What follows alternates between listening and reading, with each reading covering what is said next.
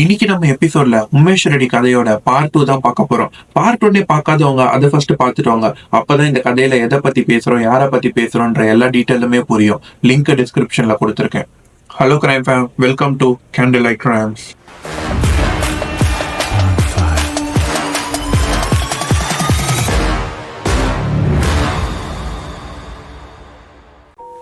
Divya and பல்லவியோட நகையை தேடி உமேஷ் ரெட்டியோட ரூம்க்கு போறாங்க. அங்க எவ்வளவு தேடியும் எந்த நகையும் கிடைக்கல. ஆனா அங்க ஒரு பேக் இருக்கிறத பாக்குறாங்க. அதுலதான் பல்லவியோட ஜுவல்ஸ் இருக்கும்னு நினைச்சு அதை திறக்கிறப்போ போலீஸ் நினைச்சு கூட பார்க்க முடியாத அளவுக்கு ஒரு அதிர்ச்சி அவங்களுக்கு காத்துட்டு இருந்திருக்கு. அந்த பேக் ஃபுல்லா பொண்ணுங்க போடுற எல்லா உள்ளாடைகளும் இருந்திருக்கு. எதுக்குடா இதெல்லாம் வச்சிருக்கன்னு கேக்குறப்போ ஒரு சைக்கோத்தனமான ஒரு பார்வையை பார்த்து நைட்ல இதெல்லாம் போட்டுக்கிட்டாதான் சார் எனக்கு தூக்கமே வரும்னு சொல்லியிருக்காங்க. சிபிசிஐடி ஆபீசர் அவன் யாரு, எங்கிருந்து வந்திருக்கான்னு அவனோட பேக்ரவுண்டை நோண்ட ஆரம்பிக்கிறாங்க. செப்டம்பர் 1996 அவன் சிவில் போலீஸ் டிபார்ட்மெண்ட்ல ஜாயின் பண்ணி சென்ட்ரல் ஜெயில் குவார்டர்ஸ்ல தான் தங்கி இருந்தான். அவனுக்கு சிகரெட், ஆல்கோஹால்னு எந்த ஒரு கெட்ட பழக்கமும் இல்லை.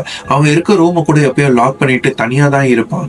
யாருக்கிட்டையும் பேசவும் மாட்டான், யாரையும் உள்ளேயும் விட மாட்டான்னு சொல்லி அவனுக்கு தெரிஞ்சவங்க எல்லாம் சொல்றாங்க. சரி, அவன் இங்க வரதுக்கு முன்னாடி எங்க இருந்தான்னு பாக்குறப்பதான் அவன் காஷ்மீர்ல சிஆர்பிஎஃப், அதாவது சென்ட்ரல் ரிசர்வ் போலீஸ் போர்ஸ்ல ட்ரைனிங் எடுத்திருக்கான்னு தெரிய வருது.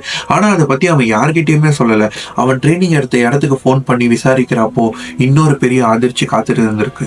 அவன் காஷ்மீர்ல ட்ரைனிங் முடிச்சு கமாண்டன்ட் வீட்டுல ஹோம் கார்டா போஸ்டிங்கும் வாங்கியிருந்தான். அங்க வேலை பார்த்துட்டு இருந்த அவன் ஒரு நாள் அந்த கமாண்டன்டோட பொண்ணு கிட்ட தப்பா நடக்க முயற்சி பண்ணி அங்கிருந்து தப்பிச்சு சித்ரா துர்காக்கே மறுபடியும் போலீஸ் ட்ரைனியா வந்து ஜாயின் பண்ணியிருக்கான்னு தெரிய வருது. அவன் ரூம் ஃபுல்லா தேடி எந்த நகையும் கிடைக்காததுனால கீதா கேஸ்ல மட்டும்தான் அவனை அரெஸ்ட் பண்ணி கோர்ட்ல ஆஜர்படுத்த முடிஞ்சிருக்கு.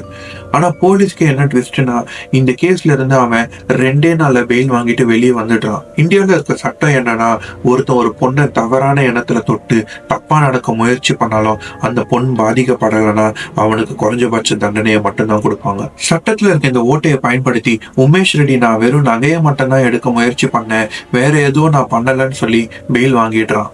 இதுக்கு மேல சித்ரதுர்கால இருந்தா சேஃப் இல்லைன்னு 150 மைல் தள்ளி இருக்க பெங்களூருக்கு போறான். ஜூன் 24, 1997 பெங்களூர்ல குலிமாப்பூர்ன்ற ஊர்ல இருக்க போலீஸ் ஸ்டேஷனுக்கு ஒரு கால் வருது. சார், ஒரு பொண்ணு தனியா வீட்டுல இருக்கப்போ ஒருத்த அத்துமீறி நுழைஞ்சிட்டான், அவனை கம்பத்துல கட்டி வச்சிருக்கோம், வந்தீங்கன்னா அவனை அரெஸ்ட் பண்ணிடலான்னு சொன்னதை கேட்ட போலீஸ் ஆபீசர் பதறி அடிச்சுட்டு அந்த இடத்துக்கு போயிருக்காரு. அங்க போய் பாக்குறப்போ ஒருத்தனை அடிச்சு ரத்தம் சொட்ட சொட்ட கம்பத்துல கட்டி வச்சிருந்தாங்க. அது வேற யாரும் இல்ல, நம்ம உமேஷ் ரெட்டி தான். இதை பார்த்த போலீஸ்க்கு அவன் தான் உமேஷ் ரெட்டின்னு தெரியாது. அந்த மக்கள் கிட்ட இப்படி அடிச்சிருக்கீங்களே, அவன் உயிருக்கு ஏதாச்சும் ஆகியிருந்தா இது எவ்வளவு பெரிய கேஸ் ஆகியிருக்கும்னு தெரியுமா, அடுத்த வாட்டி இந்த மாதிரிலாம் பண்ணாதீங்க, எதுவாக இருந்தாலும் போலீஸ்க்கு ஃபோன் பண்ணுங்கன்னு சொல்லிட்டு என்ன ஆச்சுன்னு விசாரிக்கிறாரு. இவன் கேபிள் ஆபரேட்டர்னு சொல்லி வீட்டுக்குள்ள வந்து தனியா இருந்த அந்த பொண்ணு கிட்ட தவறா நடந்துக்க முயற்சி பண்ணப்போ அவங்க பயந்து கத்தி இருக்காங்க. அதை கேட்டு நாங்க எல்லாரும் உள்ள போய் அவனை அடிச்சு இழுத்துட்டு வந்து மரத்துல கட்டி வச்சிருந்தோம்னு சொல்லி சொல்றாங்க. போலீஸ் அவனை அரெஸ்ட் பண்ணி இன்டராகேட் பண்றப்போ அவன் பேர் ராஜுலுன்னு சொல்றான். பட் போலீஸ்க்கு ஏதோ சந்தேகம் வருது. நீ சொல்றதெல்லாம் பார்த்தா உண்மையான பேர் மாதிரியே தெரியல, உண்மையான பேரை சொல்லி இல்லைன்னா உரிச்சு எடுத்துருவான்னு சொல்றாரு. அப்ப கூட என் உண்மையான பேரு ரமேஷ், ஆந்திரால இருந்து வந்திருக்கேன்னு சொல்றான். போலீஸ்க்கு அவன் மேல டவுட் அதிகமாகிட்டே போகுது.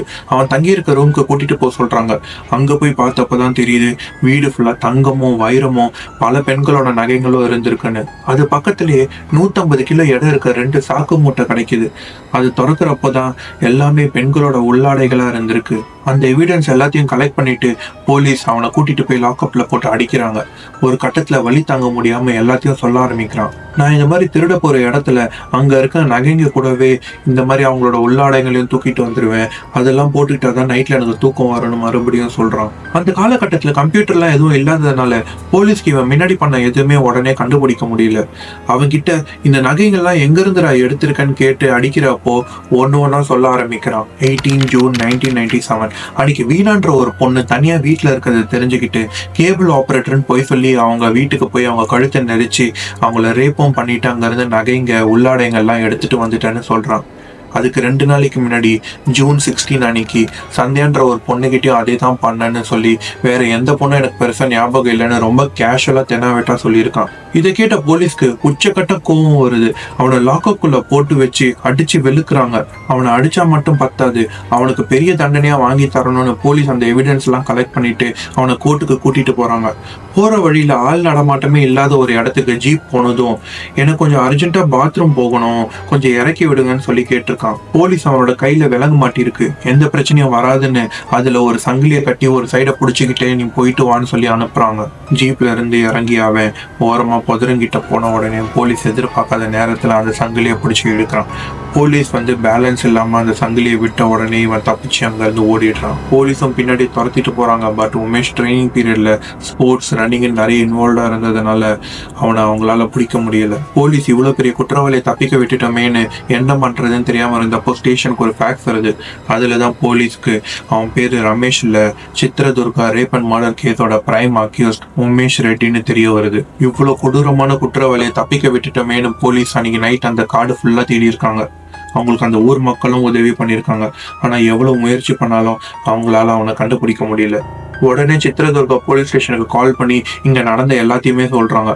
பெங்களூர்ல இருந்து தப்பிச்சிருக்கானா கண்டிப்பா சொந்த ஊர் வரத்துக்கு வாய்ப்புகள் நிறைய இருக்குன்னு சித்ரதுர்கா மாவட்ட போலீஸ் அவன் வீடை சுத்தி எப்பயும் கண்காணிப்பு இருக்கணும்னு ஒரு ஸ்பெஷல் டீம் மஃப்டில அனுப்புறாங்க.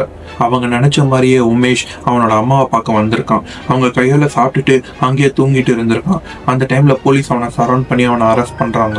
இவனை எவ்வளவு அடிச்சாலும் திரும்ப திரும்ப இதே தப்பு தான் பண்ணிட்டு இருக்கான்னு அவனுக்கு ஸ்பெஷல் ட்ரீட்மெண்ட் கொடுக்க ஆரம்பிக்கிறாங்க. இந்த வாட்டி அவனை அடிக்காம ஏரோப்ளேன் டார்ச்சர், அதாவது 2 கையும் சைட்ல நீட்டி ஒரு கால்ல நிக்கணும்னு டார்ச்சர் பண்ணியிருக்காங்க. அதுல வலி தாங்க முடியாம திவ்யா, கீதா அண்ட் பல்லவிக்கு நடந்த எல்லா கொடுமைகளுக்கும் நான் தான் காரணம்னு வாக்குமூலம் கொடுக்குறான். சரி, அப்ப நகைகள்லாம் எங்க வச்சிருக்கேன்னு கேட்கிறப்போ என் வீட்டுக்கு பின்னாடி இருக்க ஒரு இடத்துல புதைச்சி வச்சிருக்கேன்னு சொல்றான். இதை கேட்ட ஆபீசர் அங்க இருந்து கொஞ்சம் பேரை கூட்டிட்டு அவங்க வீட்டுக்கு பின்னாடி போய் தோன்றப்போ பல்லவி அண்ட் கீதாவோட நகை கிடைச்சிருக்கு. பாதிக்கப்பட்ட வீட்டுல இந்த நகையெல்லாம் கன்ஃபார்ம் பண்ணிட்டு இந்த வாட்டி உமேஷ் தப்பிக்கவே கூடாதுன்னு எல்லா ஆதாரத்தையும் கோர்ட்ல சப்மிட் பண்ணி அவன் வெளியவே வர முடியாத அளவுக்கு தண்டனையை வாங்கி கொடுக்கணும்னு நினைச்சிட்டு இருந்தப்போ போலீஸ் அவங்க நினைக்காத அளவுக்கு இன்னொரு டெஸ்ட் காத்துட்டு இருந்திருக்கு. உமேஷ் ரெட்டி கீதாக்கு நடந்ததும் திவ்யாவுக்கு நடந்ததுக்கும் நான் தான் காரணம், ஆனா பல்லவிக்கு நடந்ததுக்கும் எனக்கும் எந்த சம்மந்தமும் இல்லைன்னு சொல்றான். இதை கேட்ட ஆபீசருக்கு ஒண்ணுமே புரியல. அவன் மேல கொலை வழக்கு வரக்கூடாதுன்னு போய் சொல்றான்னு நினைச்சாங்க. ஆனா உமேஷ் அப்பதான் நடந்த எல்லாத்தையுமே ஒண்ணு சொல்ல ஆரம்பிக்கிறான். டிசம்பர் 6, 1996 பல்லவி இறந்த அன்னைக்கு நான் வெளியே போயிட்டு வீட்டுக்கு நடந்து போயிட்டு இருந்தப்போ ஓரமா ஒரு கார் நின்றுட்டு இருந்ததை பார்த்தேன். கிட்ட போன அப்புறம் தான் அந்த கார்ல இருந்தது என்னோட 5 பணக்கார ஃப்ரெண்ட்ஸ்னு தெரிஞ்சுக்கிட்டேன். அவங்களாம் இந்த ஊரோட டாக்டர்ஸ், ப்ரொஃபசர்ஸ் அண்ட் இன்ஜினியர்ஸோட பசங்க அண்ட் அவங்களோட ஃப்ரெண்ட்ஸ்னு சொல்றான். நான் அந்த சைடு நடந்து போயிட்டு இருக்கிறத பார்த்து என்னை கட்டாயப்படுத்தி அந்த கார்ல ஏத்திக்கிட்டாங்க. ரொம்ப இருட்டா இருந்துச்சு. நானும் இவங்க கூட கார்ல போயிடலான்னு சொல்லி முடிவும் பண்றேன். ஆனா போற வழியில ஒரு சின்ன பொண்ணு கையில மாவு கூட தூக்கிட்டு போயிட்டு இருந்ததை பார்த்து அவளை கடத்தணும்னு முடிவு பண்ணாங்க. என்னை விடுங்க, நான் கிளம்புறேன்னு சொன்னப்போ நீ எங்கேயும் போக கூடாதுன்னு சொல்லிட்டு அந்த பொண்ணோட வாயை மூடி கையும் காலையும் பிடிச்சி கார்ல ஏத்தினாங்க. இதெல்லாம் நேர்ல பார்த்த ஒரே ஆள் நீ மட்டும்தான். வெளியே சொன்னீங்கன்னா உன்னையும் உன் குடும்பத்தையும் கொன்னுருவேன்னு சொல்லி மிரட்டினாங்க.